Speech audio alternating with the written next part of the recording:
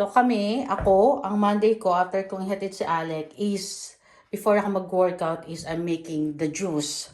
So makita-kita nyo halo-halo yan. Carrots, ginger, beetroot, kiwi, orange, apple para yung lasa niya is manamis-namis. And I have 1 piece of lemon. Mag-add pa ako siguro ng cucumber. So alam niyo naman, syempre, although ako nag-exercise, ganyan, nagtitake ng supplement. Pero syempre, dapat ay naalagaan din natin yung pamilya natin. Especially ang mga kiddos. Usong-uso ang flu, ang sakit. Siya naman yung mga bata, di ba? Takbo dito, takbo doon, dumi. So, syempre, sinong bata ang iinom ng may luya? Di ba wala? So, ako ang ginagawa ko, hinahalo ko to sa juicer. So, hindi niya namamalayan na may luya. Alam niyo naman ng ginger. Sobrang good yan. Ang daming nagagawa. At sa ating mga babae, sa mga mamis, diba? Maganda rin tong juice pag inom mo.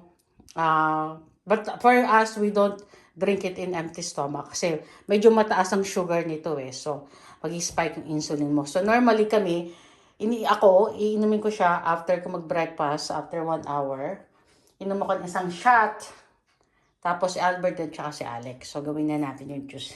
Let's go. Sobrang dali lang niyang gawin. And super healthy pa para sa family, diba?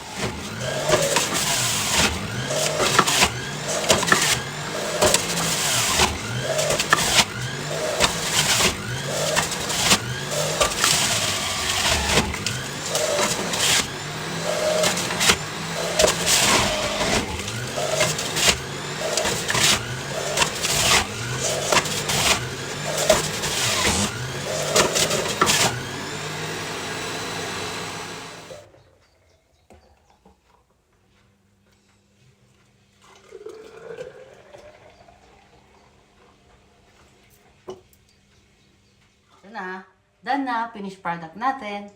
So, ako, ang ininom ko ganito lang kadami. Once a day. Same si Alec. Si Albert medyo mataas ng konti. And guys hindi naman to sa ano.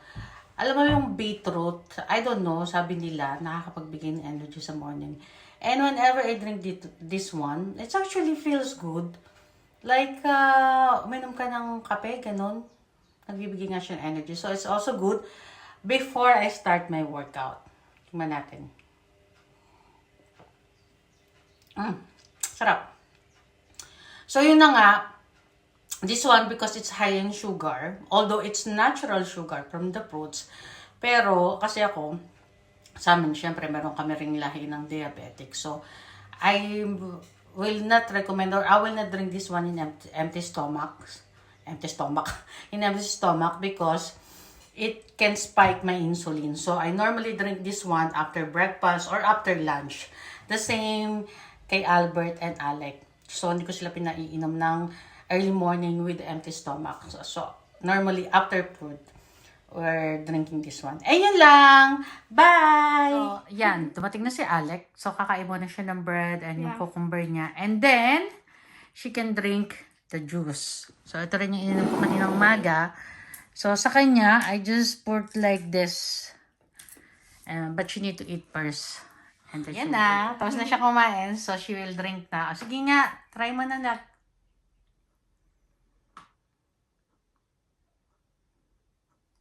How is it? It's good. Anong sayo? Anong It's like lasa mo? the last week my favorite juice, but then a little bit more sour. Maybe because mas malaki yung yung lemon kong nilagay today. Okay. Kasi I put a little bit bigger lemon today. Well, it's good because I like lemon. Yeah, and then I did like 4 kiwis. So it's good, diba guys? Naubos na niya. Very good.